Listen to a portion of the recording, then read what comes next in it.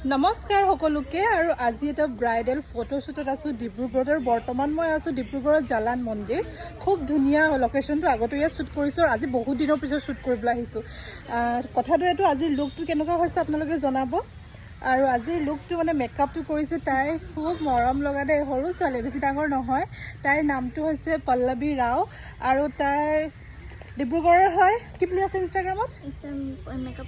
makeup artist Pallavi মই অকণমান মানে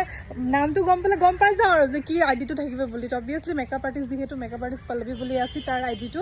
তো তাইক আপোনালোকে মেকআপৰ কাৰণে যিকোনো মেকআপৰ কাৰণে any kind of makeup guys আৰু খুব ধুনীয়া কৰিছে দেখিছে নহয় একদম নেচাৰেল ছেটেল মানে একো হেভি লগা নাই খুব ভাল লাগিছে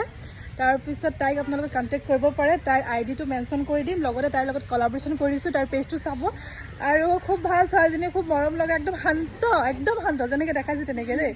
তো ছাপোৰ্ট কৰিব আৰু বুক কৰিব পাৰে মেকআপৰ কাৰণে গাইজ কিবা এটা ক'লে ফাইনেলি জনাব গাইজ মেকআপটো কেনেকুৱা হৈছে বাকী আমি এইটো শ্বুট কৰিম দাদা